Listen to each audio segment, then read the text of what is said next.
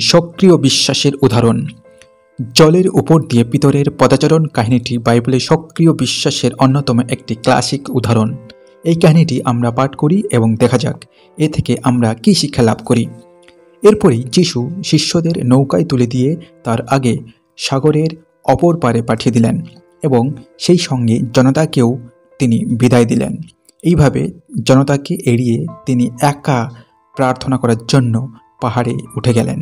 সন্ধ্যার পরেও তিনি সেখানে একাই রইলেন। এদিকে নৌকাটা অনেক দূরে গিয়ে প্রবল ঢেউয়ের মধ্যে পড়ে ভীষণভাবে দুলছিল, কারণ বাতাস ছিল প্রতিকূল। শেষ রাত্রে যিশু সাগরের উপর দিয়ে হেঁটে তাদের কাছে গেলেন।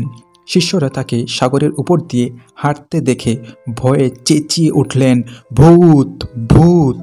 আতঙ্কে তারা চিৎকার করতে লাগলেন। কিন্তু যিশু তখনই তাদের বললেন, ভয় নেই, এ আমি, ভয় পেও না। পিতর তখন তাকে বললেন, প্রভু, আপনি যদি হন তাহলে আমাকেও জলের উপর দিয়ে আপনার কাছে যেতে দিন। তিনি বললেন, এসো।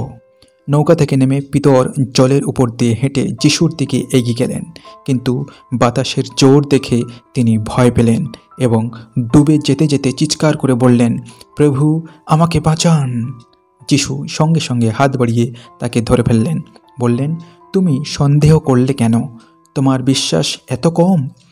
তারা যখন নৌকায় গিয়ে উঠলেন তখন বাতাস থেমে গেল, আর নৌকায় যারা ছিলেন তারা তাকে প্রণাম করে বললেন, আপনি সত্যি ঈশ্বরের পুত্র। মথিলিখিত সুসমাচার 14 অধ্যায় 22 থেকে 33 পদ। খুবই তাৎপর্যপূর্ণ যে এর কিছুদিন আগেই যিশুর শিষ্যরা গ্যালিলি সমুদ্রে আরও একটি প্রচণ্ড ঝড়ের মুখোমুখি হয়েছিলেন। মথিলিখিত সুসমাচার 8 অধ্যায় 23 থেকে 27 পদ। সেই ঘটনার সময়ে যিশু তাদের সঙ্গে ছিলেন। ঝড়কে তিরস্কার করে শান্ত করার পর তিনি শিষ্যদের বিশ্বাসের ঘাটতির জন্য তাদের ভৎসনা করলেন। তাদের যাত্রা শেষ করার আগে তিনি তাদের বললেন যে তার ইচ্ছা যে তারা হ্রদের অপর পারে যাবেন। মার্কলিখিত সুসমাচার 4 অধ্যায় 35 পদ। যখন ঝড় উঠল, পারস্পরিকতার দ্বারা তারা আরও বেশি বিভ্রান্ত হলেন এবং এক সময় তারা বিশ্বাস করতে শুরু করলেন তাদের মৃত্যু আর খুব বেশি দূরে নয়। যিশু আশা করছিলেন তারা অন্তত ভয় পাবে না। এই সময় যিশু তাদের নিয়ে গ্যালিলি সমুদ্রের পরপারে এসে পৌঁছালেন।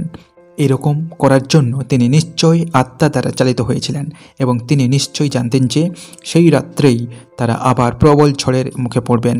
প্রভু তাদের বিশ্বাসকে একটি ছোট চ্যালেঞ্জের মুখে দাঁড় করিয়ে দিলেন। সেই প্রতিকূল বাতাসের জন্য স্বাভাবিকভাবে যা কয়েক ঘন্টার ব্যাপার লাগলো সারা রাত্রি। শিষ্যদের এই সহনশীলতার জন্য আমাদের তাদের কৃতিত্ব দিতেই হবে। কিন্তু আমরা সবিস্ময়ে চিন্তা করতে পারি, তাদের একজনও বিশ্বাস দেখাতে পারলেন না যে ঝড় শান্ত হয়ে যাবে। কয়েকদিন আগেই তারা যিশুকে এ কাজ করতে দেখেছিলেন। কৌতূহলের বিষয়, মার্কের সুসমাচারে লিপিবদ্ধ আছে, যিশু সমুদ্রের উপর দিয়ে হেঁটে যখন শিষ্যদের কাছে এলেন তিনি তাদের পাশ কাটিয়ে চলে যেতে চাইলেন। মার্ক লিখিত সুসমাচার 6 অধ্যায় 48 পদ। অলৌকিকভাবে তাদের পাশ দিয়ে যাওয়ার সময়েও তিনি চাইলেন তারা নিজেরাই যে সমস্যার মুখোমুখি হন।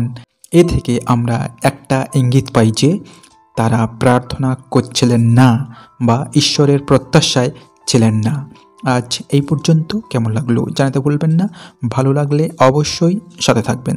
দেখা হবে যে কোনোটি পরের ভিডিওতে। ধন্যবাদ।